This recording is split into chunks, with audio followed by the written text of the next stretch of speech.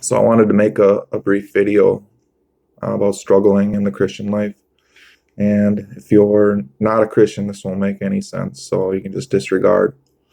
But if you are and having a hard time, I just wanted to say some things that have encouraged me, that the Lord's shown me in His Word. And so I'll read some of this stuff. Hopefully you're encouraged to press forward. Um, Psalm 119, David said, three different verses I want to emphasize. He said, "For I was afflicted, I went astray, but now have I kept thy word." In 71, it says, "It is good for me that I have been afflicted, that I might learn thy statutes." And in 75, this is all in Psalm 119, if you want to look it up. It says, "I know, O Lord, that thy judgments are right, and that thou in faithfulness you have afflicted me."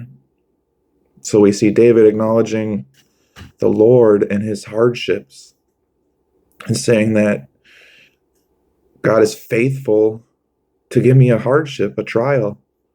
I've been thinking about that, how it's hard to wrap our head around that, because it says in some other verses that the Lord does not willingly afflict people, his children.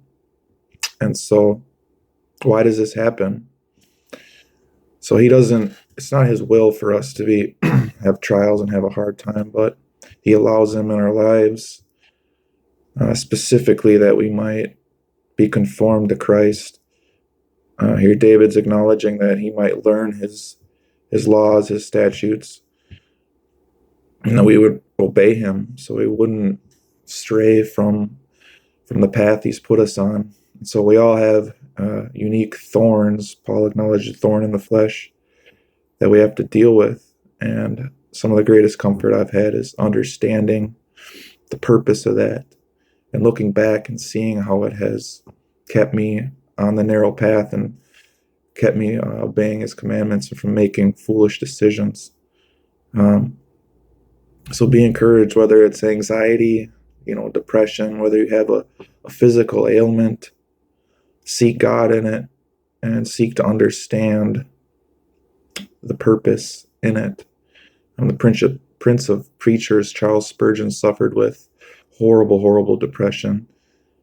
And he writes about how he's seen God's design in it. So don't give up. Don't seek doctors and psychologists. In the Old Testament, men were scorned for doing that. There's a verse in particular that talks about them seeking the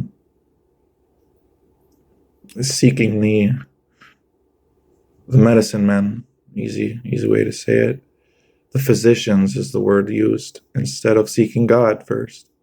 They just went straight to the physicians. And as Christians, we're not supposed to do that. We're supposed to seek God in our trials and afflictions, and to help us understand. And also to help us know that this is part of it.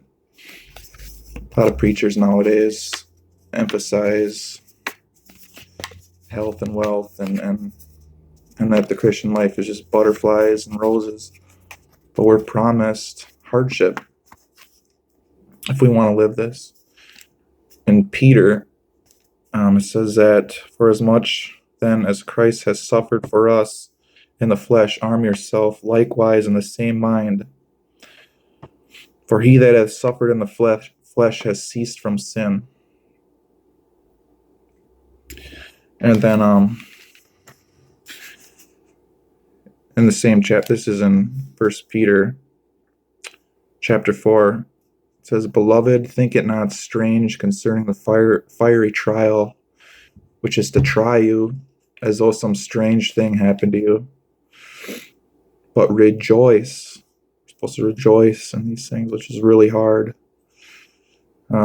We're commanded to. It says, "Because, inasmuch as ye are partakers in Christ's suffering, that when his glory shall be revealed, ye may be glad also with exceeding joy." So we are to partake in this stuff. Obviously, none of us are going to feel what Christ felt when he paid the penalty for for our sins, paid our debt. But the mild trials and the things we have to deal with are part of it. It's part of this life.